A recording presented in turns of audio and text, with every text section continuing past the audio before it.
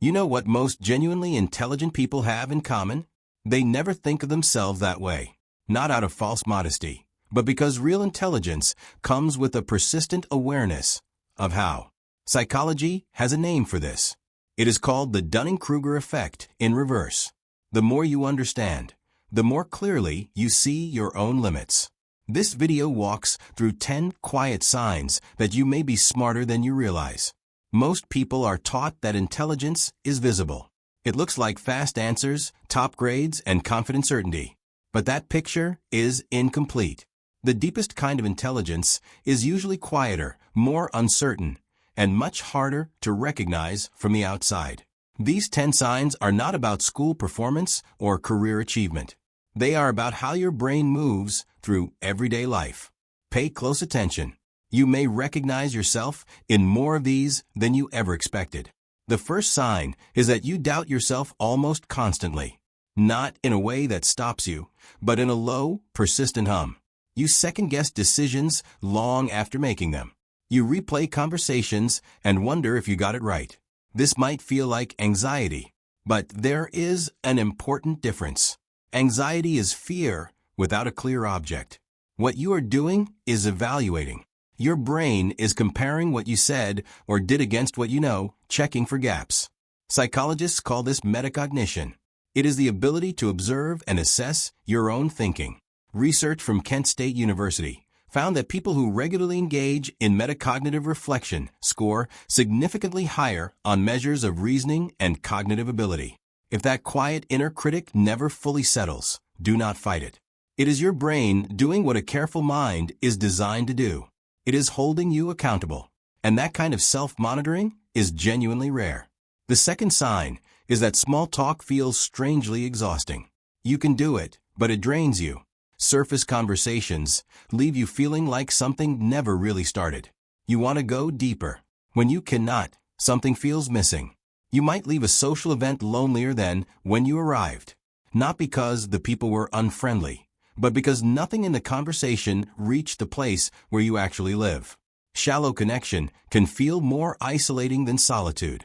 Research from psychological science found that people who have more substantive conversations tend to report higher life satisfaction and score higher on intelligence measures. Meaningful conversation is not just a preference for some brains. It is a genuine need. If you have always felt slightly out of place in group settings that rely on casual banter, this might explain why. Your brain is not malfunctioning. It is simply hungry for something richer than the surface tends to offer. The third sign is that you feel moved by things entirely unrelated to your own life. A news story from a faraway country, a fictional character's quiet devastation, a stranger on the street carrying something heavy behind their eyes. Most people move past other people's pain quickly. You do not. You carry it.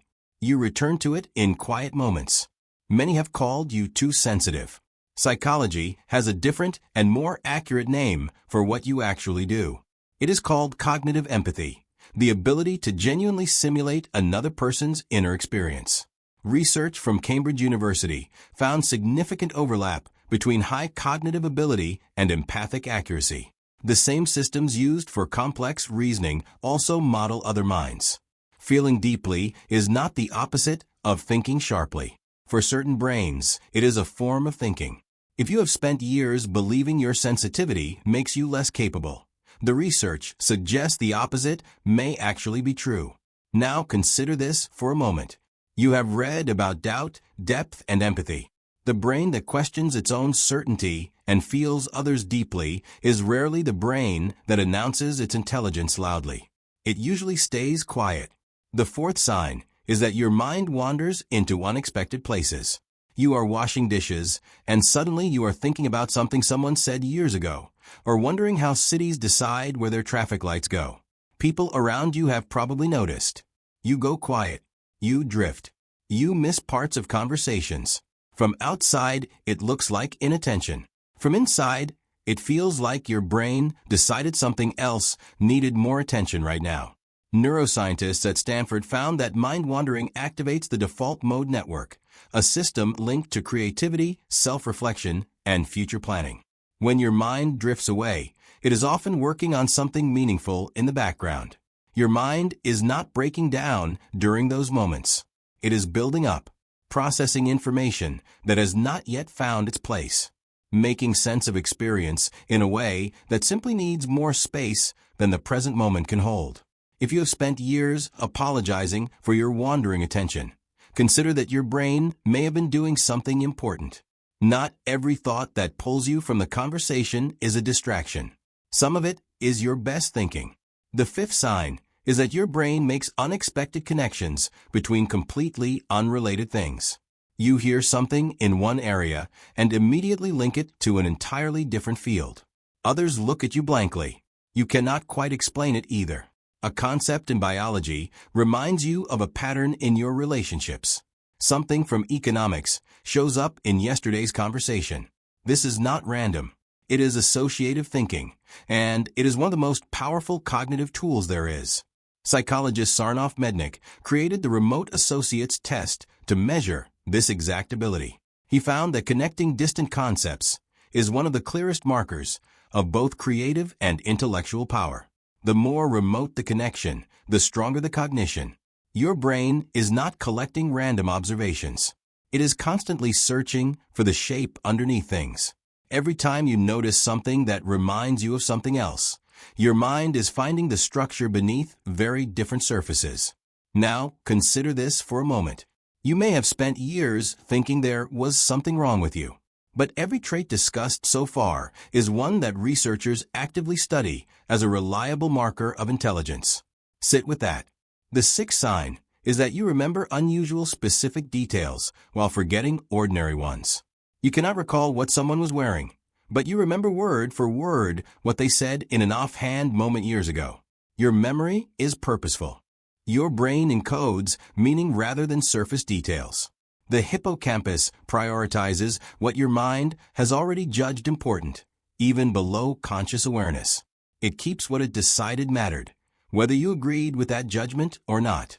Research in cognitive neuroscience shows that higher working memory capacity comes with stronger selectivity in what is retained. You are not forgetting carelessly. Your brain is constantly deciding what deserves to be kept. Those decisions say a great deal. The things your brain holds on to, while letting everything else quietly go, are a kind of map. They reveal what your mind has been tracking beneath the surface of ordinary daily life. That map is worth paying attention to. The seventh sign is that explaining things simply is genuinely difficult for you. Not because you do not understand them, but because you see too many sides at once. Every simple explanation feels slightly incomplete. Every answer opens more questions. You want to explain it properly, but properly means including the exceptions, the parts that complicate the clean version. By the time you finish, people wish you had given the short answer. You cannot. The short answer is not true. Psychologist Howard Gardner observed that deep understanding makes people more reluctant to simplify, not less. The person who gives you one clean sentence may simply not have seen the full picture yet.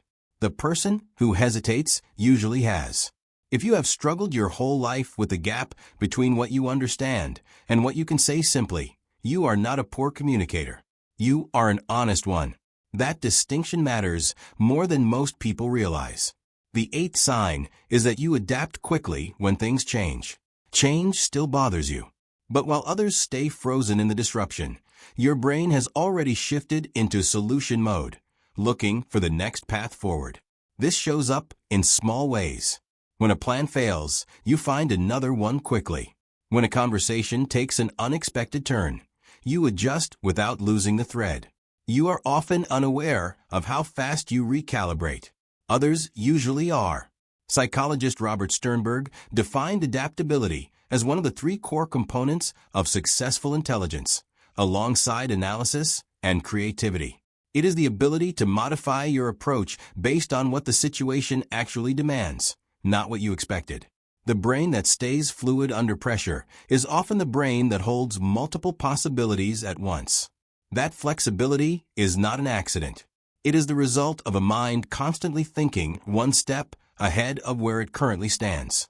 The ninth sign is one many intelligent people carry quietly their whole lives. The sense that you see the world at a slightly different angle than everyone around you. Not better, not worse, just differently, and hard to explain. You have probably spent time wondering if something is wrong with you. Why group settings feel hollow. Why conversations that truly reach you are so rare. Why you cannot feel satisfied with a connection most people seem happy with.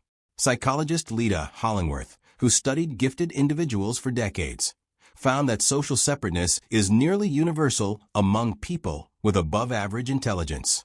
Not because they are cold, but because their inner world exceeds what ordinary conversation tends to reach. The connections that genuinely satisfy you, when they come, tend to be the most alive moments you experience. Because they are rare, and they reach the place where you actually live. That rarity is not a flaw, and when those moments of real connection do happen, you know it instantly. The conversation shifts into a different gear. The loneliness that lives in the background goes quiet for a while, and you feel fully found. The 10th sign is one almost no one mentions openly. It is imposter syndrome, the persistent, private sense that you are not actually as capable as the people around you seem to believe you are. You look at your achievements and find reasons they do not count. You got lucky. The bar was lower. You compare your private uncertainty to other people's public confidence and feel the gap widen every time you look closely. Research from Brigham Young University found that imposter syndrome is significantly more common among high achievers. The more capable you are, the more clearly you see the gap between where you stand and where you sense you could be. Here is the painful part. Imposter syndrome does not go away as you get smarter. It often deepens. Because intelligence does not deliver certainty. It delivers a sharper, more uncomfortable awareness of how much uncertainty actually remains. The voice that says you are not quite enough is often the same voice that keeps you growing. Learning to hear it without being ruled by it may be the most important work a thinking mind can do. Think back to where we began. You came looking for signs you might be smart. But the real question was never abstract. It was about whether you recognize yourself in the way a careful mind actually moves. The people who most need to hear this are always the last to believe it applies to them. That is not irony.